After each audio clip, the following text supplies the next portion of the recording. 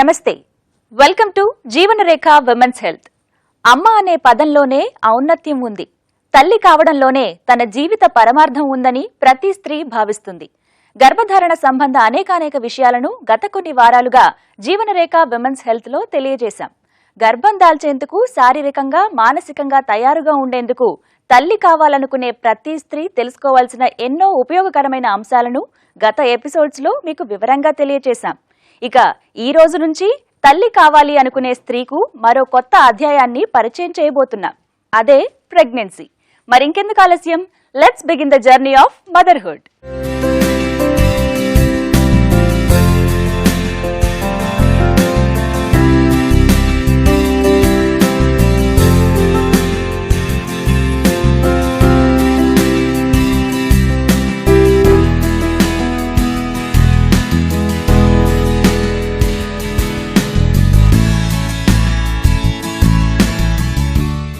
తల్లి కాబోతున్నాను అనే భావన మాటల్లో చెప్పలేని అనుభూతి.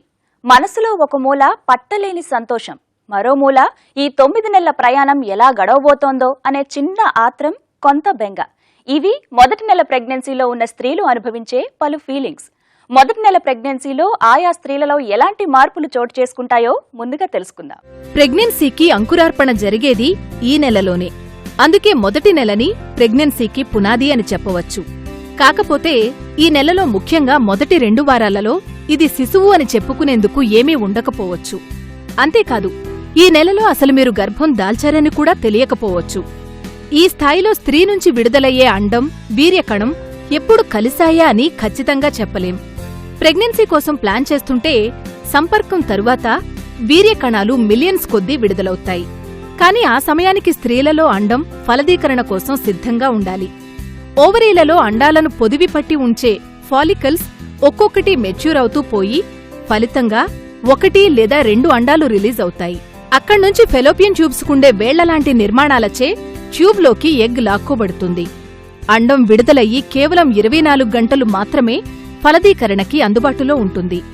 ఫెలోపియన్ ట్యూబ్స్లో ఫలదీకరణకి రెడీగా ఉన్న అండాన్ని కలవడం కేవలం 1 వీర్యకణానికి మాత్రమే సాధ్యపడుతుంది. అండం ఆ టైంకి గనుక రిలీజ్ అయి ఉంటే ఫలదీకరణ సాధ్యపడుతుంది. అండం వీర్యకణంతో కలిసేందుకు వెయిట్ చేస్తూ ఉండడం, ఇదంతా కూడా మొదటి 2 వారాల్లో జరుగుతుంది. 2వ వారంలో అండం, వీర్యకణం ఫెలోపియన్ ట్యూబ్లో కలిసే సమయం. 28 రోజులు నెలసరి సైకిల్ ఉన్న వాళ్ళకి కరెక్ట్గా 14వ రోజు అండం విడుదలవుతుంది. ఈ అండాన్ని వెంటనే అండవాహిక అంటే ఫెలోపియన్ ట్యూబ్ దీన్ని వెంటనే పికప్ చేసి ఈ అండాన్ని గర్భసంచి లోపలికి ఇలా తోస్తూ ఉంటుందన్నమాట. స్పర్మ్ వీర్యకణం రిలీజ్ అయినప్పుడు అది గర్భసంచి అంతా కూడా ప్రయాణించి అండవాహిక ట్యూబ్లోకి వెళ్ళి అండవాహిక ఔటర్ 1/3 బయట వైపు 1/3లో అండాన్ని కాలడం జరుగుతుంది. అండాన్ని కలిసిన తర్వాత కెపాసిటేషన్ అండ్ ఫర్టిలైజేషన్ అనే 2 ప్రాసెసెస్ జరుగుతాయి. ఈ అండం విడుదలైన తర్వాత 24 గంటల లోపల ఫెర్టిలైజేషన్ అయిపోతుంది. అంటే అండం విడుదలైన 24 గంటలు తర్వాత వెంటనే మనకి ఎంబ్రియో కనిపిస్తుంది. సో ఎంబ్రియో అనేది మనకి గర్భసంచిలో ఫామ్ కాదు, మనకి అండవాహికలోనే ఫామ్ అవుతుంది. అండవాహికలో ఫామ్ అయిన ఎంబ్రియో 15వ రోజు 16వ రోజు మెల్లగా ప్రయాణం చేసి గర్భసంచిలోకి వస్తుంది. గర్భసంచిలో అంటే ఈ లెక్కలన్నీ నేను చెప్పే నంబర్లన్నీ మనకి లాస్ట్ మెన్స్ట్రువల్ పీరియడ్ LMP అంటే first day of last period నుంచి మనం లెక్క పెట్టుకుంటున్నట్టు అన్నమాట. ఇదే సమయానికి వివిధ హార్మోన్స్ ప్రభావం వల్ల ఫలదీకరణ చెందిన తరువాత పిండానికి స్థానాన్ని ఏర్పాటు చేసేందుకు గర్భసంచిలో ఉండే లోపలి పొర ఒక బెడ్లాగా చక్కగా తయారవుతూ ఉంటుంది. అంటే శిశువు రూపుదిద్దుకునే గర్భసంచి పిండాన్ని స్వాగతించేందుకు అన్ని రకాలుగా రెడీ అవుతుందన్నమాట. మీరు తల్లి కాబోతున్నారా? కంగ్రాచులేషన్స్! మొదటి నెల ప్రెగ్నెన్సీలోనే పిండం రూపుదాల్చేది. అది అక్కడ్నుంచి గర్భసంచిలోకి వెళ్లి అతుక్కోవడం జరుగుతుంది. కణాల రూపంలో ఉన్న బంతి లాంటి పిండం శిశువుగా ఆ తర్వాత 8 నెలల్లో రూపుదిద్దుకుంటుంది. అండం వీర్యకణం సక్సెస్ఫుల్ గా కలిస్తే ప్రెగ్నెన్సీ మొదలైనట్టే. ఈ స్థాయిలో ఏకకణంగా మొదలై అక్కడ్నుంచి పలు కణాలుగా విభజన జరిగి బ్లాస్టోసిస్ట్ గా తయారవుతుంది. ఇది ఫుల్ స్టాప్ అంటే చిన్న చుక్కలో 5వ వంతు ఉంటుందనుకోండి. మీకు కలగబోయే శిశువు మొదటి రూపమిది. ఇదంతా కూడా ఫెలోపియన్ ట్యూబ్స్లో జరిగి 2 వారాల తరువాత గర్భసంచికి చేరుతుంది. ఆ తర్వాత ఏమవుతుందో మీరే చూడండి. 19వ రోజు నుంచి 21వ రోజు మధ్యలో ఇంప్లాంటేషన్ అనేది జరుగుతుంది. ఇంప్లాంటేషన్ అంటే ఏంటి? ఈ ఎంబ్రియో బ్లాస్టోసిస్ట్గా తయారయ్యి బ్లాస్టోసిస్ట్ గర్భసంచి లోపల ఎండోమెట్రియం పొరని అంటుకుని ఆ పొరని స్లోగా కరిగించి దానిలోకి తింటూ తల్లి రక్తనాళాలని ఓపెన్ చేసి ఈ రక్తనాళాల్లోకి దీని ప్రాసెసెస్ దానిలోకి చొచ్చుకుపోతాయన్నమాట. అంటే వినడానికి కొంచెం స్కేరీగా భయంగా సైన్స్ ఫిక్షన్ దీనిలాగా అనిపిస్తుంది, కానీ ఇది ప్రతి ప్రెగ్నెన్సీలో మనకు ముందు జరిగే పద్ధతి ఇది. ఇలాగ మా మదర్ రక్తనాళాల్లోకి ఈట్ అయ్యి దాన్ని ట్రోఫోబ్లాస్టిక్ ఇన్వేజన్ అంటారు. ఇదంతా జరిగినప్పుడు మన ఎంబ్రియో ఇంప్లాంటేషన్ అంటాము. అది 21వ రోజు జరుగుతుంది. ఇంప్లాంటేషన్ పూర్తయిన తరువాత ఎంబ్రియో తన స్థానాన్ని గర్భసంచిలో బలపరుచుకుని 2గా విడివడి ఒకటి శిశువుగా రూపొందితే మరొకటి రూపం దాల్చనున్న శిశువుకి ఆధారం కానున్న ప్లాసెంటాగా మారుతుంది. ఇదే సమయానికి ఆమ్నియోటిక్ శాక్ లేదా ఫ్లూయిడ్ కూడా తయారవుతుంది. ఇది ఆ తరువాత శిశువు జీర్ణ వ్యవస్థలో భాగం కానుంది. పిండంలో ఈ స్థాయిలో ఉండే 3 పొరలు కూడా శిశువు శరీరాకృతిలో వివిధ భాగాలు కానున్నాయి. లోపల ఉండే పొర శిశువు జీర్ణ వ్యవస్థ, కాలేయం, ఊపిరితిత్తులుగా రూపొందుతాయి. మధ్య పొర, దీనినే మీజోడెర్మ్ అంటారు. ఇది శిశువు గుండె, జననాంగాలు, బోన్స్, కిడ్నీలు, కండరాలుగా రూపొందుతాయి. ఇక చివరి లేయర్ ఎక్టోడెర్మ్, శిశువు కేశాలు, నాడీ వ్యవస్థ, చర్మం, కళ్ళుగా ఏర్పడుతుంది.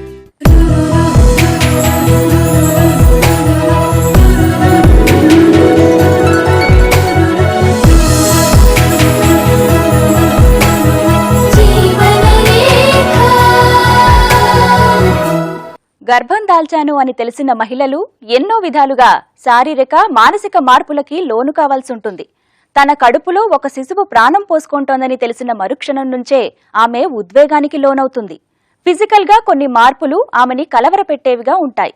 ఇక ఎమోషనల్ గా నవమాసాలు నిండి పండంటి శిశువుకి ఎప్పుడు తల్లిని అవుతానా అనే ఆత్రుత ఆమెలో ఉంటుంది. ఫలదీకరణ అంటే అండం వీర్యం కలవడం, ఆ తర్వాత అది పిండంగా మారి గర్భసంచి చేరుకోవడం, అక్కడ ఇంప్లాంటేషన్ కావడం. ఇలా జరిగితే ప్రెగ్నెన్సీ కన్ఫర్మ్ అయినట్టే.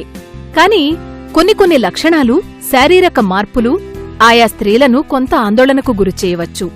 ముఖ్యంగా ఇంప్లాంటేషన్ సమయంలో అయ్యే స్పాటింగ్, లేదంటే కాస్త కానీ కనిపించిన బ్లీడింగ్ చూసి సహజంగానే పీరియడ్ వచ్చిందేమో అని పొరబడే అవకాశం ఉంది. ఎక్కువ శాతం పేషెంట్స్లో ఇది స్పాటింగ్ రూపంలో కొంచెం అలాగా కాస్త పింకిష్ రెడ్ బ్లీడింగ్ అనేది కనిపిస్తూ ఉంటుంది. ఇది జనరల్గా పీరియడ్కి ఒక 2 to 7 days బిఫోర్ కనిపిస్తుంటుంది. ఇలా ఇంప్లాంటేషన్ బ్లీడింగ్ వచ్చినప్పుడు జనరల్గా ఆ పేషెంట్ ఎవరైతే ప్రెగ్నెన్సీ కోసం ఆలోచిస్తున్నారో అది పీరియడ్ అని అనుకుంటారు. ఇక్కడ డిఫరెన్స్ ఏంటి అంటే పీరియడ్ కంటే కొద్దిగా ముందే కనిపిస్తుంది ఇంప్లాంటేషన్ బ్లీడింగ్. ఆ బ్లీడింగ్ కూడా మరీ ఎక్కువగా కనిపించదు, కొద్దిగా స్పాటింగ్ రూపంలో. ఆ కలర్ కూడా కొద్దిగా పింకిష్లో కనిపించడం, పైగా ఆ కొంచెం కనిపించి కొన్ని అవర్స్, జనరల్గా కొన్ని అవర్స్ వరకే అది పరిమితం అయ్యి ఉంటుంది. కొన్ని కేసెస్లో కొంతమందికి మనం చూస్తూ ఉంటాము more than 1 day or 2 days కూడా ఈ బ్లీడింగ్ అవ్వటం, కొద్దిగా హెవీగా అవ్వటం, కొన్ని రేర్ కేసెస్లో కొద్దిగా హెవీగా బ్లీడింగ్ అవ్వటం కూడా చూస్తుంటాం. కానీ ఈ బ్లీడింగ్ అనేది జనరల్గా పెయిన్తో కూడుకున్నది అయ్యి ఉండదు. అండ్ యాజ్ డేస్ అడ్వాన్సెస్ ప్రతి రోజుకి పెరగకుండా అలాగే కాన్స్టెంట్ గా ఉంటూ ఉంటుంది. ఇది డిఫరెన్షియేట్ చేయటం అనేది కొద్దిగా నార్మల్ పీపుల్ కి కష్టమే. అంటే నార్మల్ పీరియడా లేదా ఇంప్లాంటేషన్ బ్లీడింగ్ అనేది కొద్దిగా డిఫరెన్షియేట్ చేయటం కొద్దిగా కష్టమే. నేను చెప్పిన లక్షణాలన్నీ ఉంటే కొద్దిగా ఇంప్లాంటేషన్ బ్లీడింగ్ అని అనుకోవచ్చు. దీంతో పాటుగా బ్రెస్ట్ చేంజెస్, అది కూడా పీరియడ్ ముందుగా ఆయా స్త్రీలలో బ్రెస్ట్లో మార్పులు ఉంటే కన్సీవ్ అయిన తర్వాత కూడా ఆ తరహా మార్పులుండొచ్చు. రొమ్ములు పరిమాణంలో పెద్దవి కావడం, భారంగా అనిపించడం, నొప్పి, చనుమొన చుట్టూ ఉండే పిగ్మెంటెడ్ భాగం మరింత నల్లబడడం, ఇవన్నీ కూడా కన్సీవ్ అయిన స్త్రీలలో కనిపించే సాధారణ లక్షణాలే. కాని అందరిలో కాకపోవచ్చు. వీటితో పాటుగా మరిన్ని మార్పులు శారీరకంగా చోటు చేసుకునే అవకాశముంది.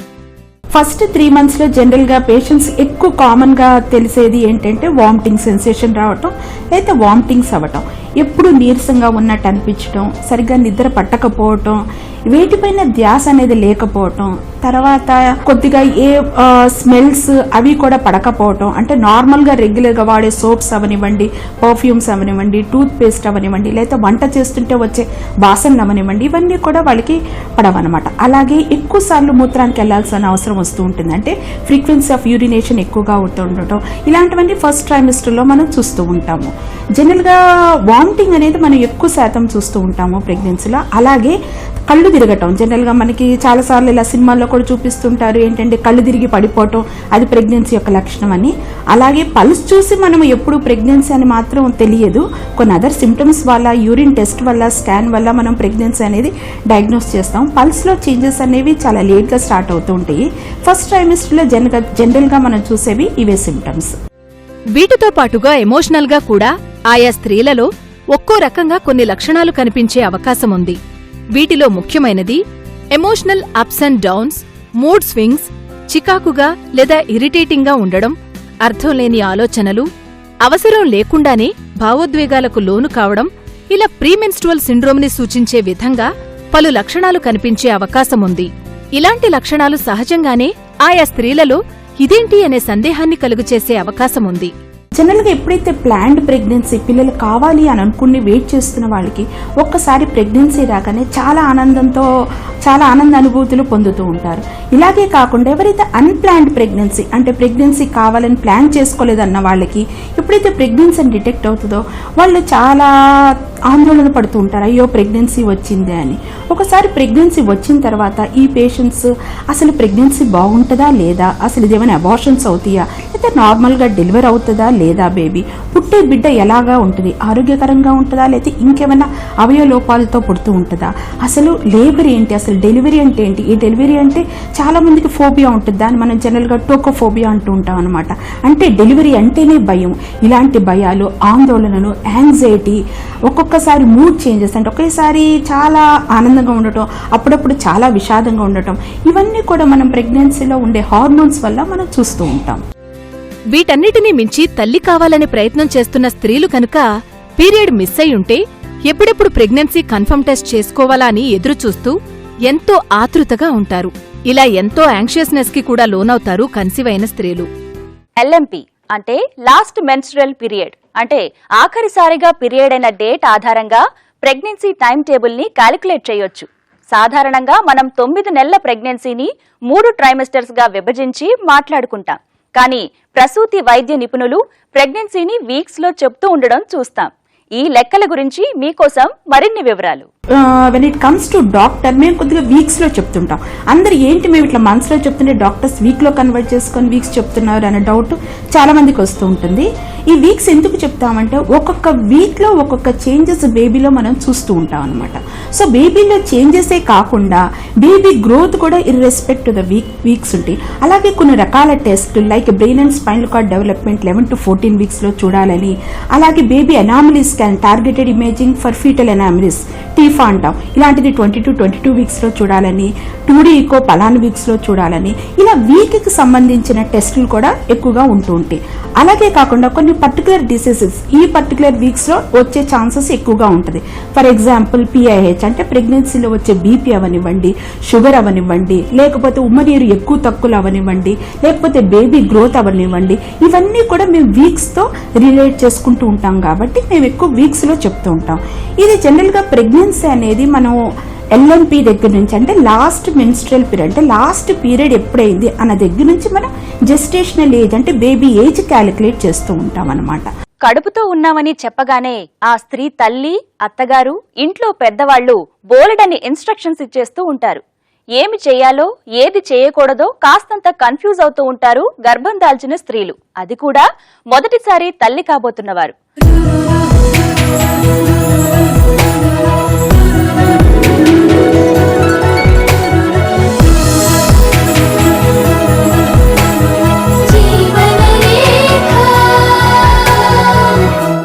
ఇప్పుడు నువ్వు వట్టి మనిషివి కాదు, నీ కడుపులో బిడ్డ పెరుగుతున్నాడు, నువ్విప్పుడు 2 కోసం తినాలి అంటూ ఉంటారు ఇంటిల్లిపాది, ముఖ్యంగా ఇంట్లో పెద్దవాళ్లు. అసలు మొదటి నెల ప్రెగ్నెన్సీలో ఎలాంటి జాగ్రత్తలు అవసరం మీరే చూడండి. సాధారణంగా కన్సీవ్ అయిన మహిళల్లో ఎన్నో సందేహాలుంటాయి.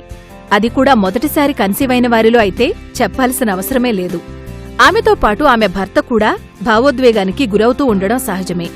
ప్రెగ్నెన్సీ రిజల్ట్ పాజిటివ్ రాగానే ఆ క్షణం నుంచే ఆమె కొంత జాగ్రత్తగా ఉండడం చూస్తాం.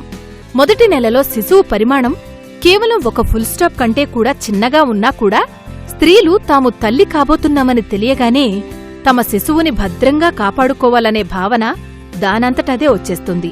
ఇది ప్రకృతి సహజం. అలాగని మొదటి నెలలో అప్పటిదాకా నార్మల్గా ఎలా ఉండేవారో అలాగే ఉండొచ్చు. కేవలం హెల్దీ లైఫ్ స్టైల్ లీడ్ చేయాలంతే. మామూలుగా ఏంటంటే ప్రెగ్నెన్సీ టెస్ట్ పాజిటివ్ రాగానే ఏం చేయాలి, వెంటనే ఏం తినాలి, ఏం తినకూడదు, ఎంత రెస్ట్ తీసుకోవాలి, అసలు పని చేయొచ్చా, ఆఫీస్కి వెళ్ళొచ్చా, జాబ్ కంటిన్యూ చేయొచ్చా, అన్ని ఐటమ్స్ తినొచ్చా, ఫుడ్, ఇటువంటివన్నీ వాళ్ళ మనసులో తిరుగుతూ ఉంటాయి. భయపడుతూ ఉంటారు. వెంటనే ఇవన్నీ తెలుసుకోవాలనుకుంటారు. అంటే వెంటనే డాక్టర్ దగ్గరికి వెళ్ళటం మంచిదే. ఎందుకంటే మొదటి 3 నెలలు ప్రెగ్నెన్సీ ఏంటంటే అందులో మొట్టమొదటి నెల తప్పిన వెంటనే ఫస్ట్ 1 వీక్ ఈ ఆర్గనోజెనిసిస్ అనేది మొదలవుతుంది కనుక ఈ బిడ్డకు అవకరాలు వచ్చే అవకాశం మొదటి 3 నెలల్లో ఉంటుంది. అందుకని డాక్టర్తో అపాయింట్మెంట్ తీసుకుని ఒకసారి వెళ్ళి కన్సల్ట్ చేయటం మంచిదే.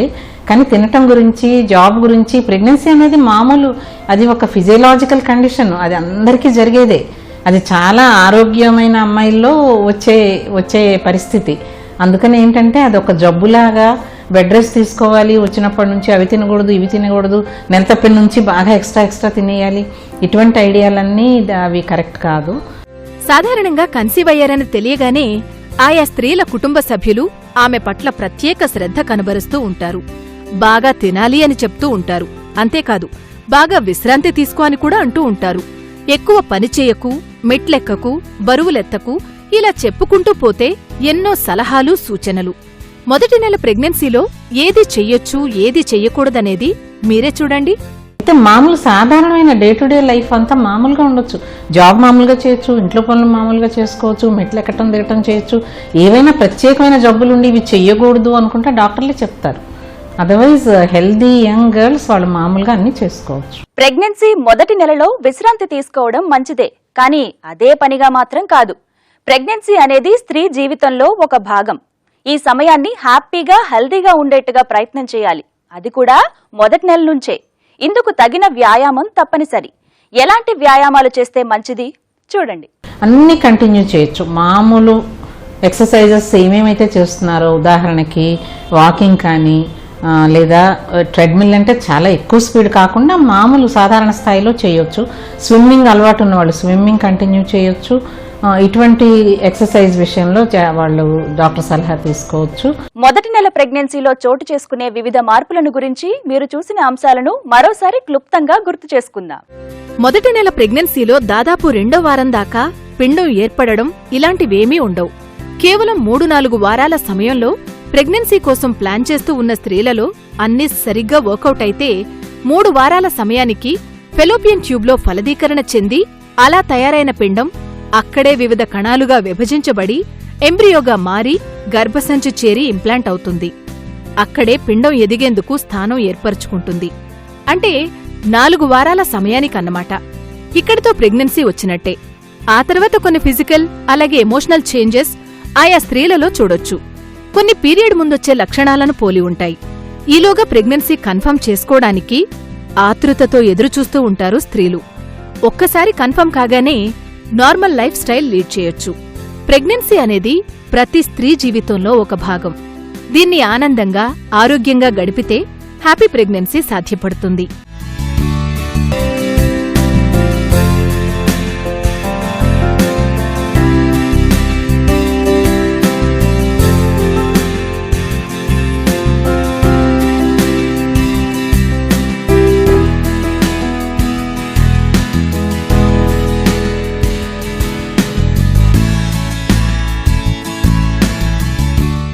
జర్నీ టు ద మదర్హుడ్ లో మొదటి నెలలో చోటు చేసుకునే అంశాలను గురించి ఈ రోజు మేము అందించిన వివరాలు మీకు ఎంతగానో ఉపయోగపడతాయని ఆశిస్తున్నాం. మరో ఎపిసోడ్లో మళ్ళీ కలుద్దాం. మదర్హుడ్ జర్నీని కొనసాగిద్దాం. నమస్తే. జీవనరేఖ విమెన్స్ హెల్త్ కార్యక్రమాన్ని మీరు www.youtube.com/ETV Life Indiaలో చూడొచ్చు. మరియు www.facebook.com/ETV Life India అలాగే www.youtube.com/ETV twitter.com/ETV Life Indiaలో ఫాలో చేయొచ్చు.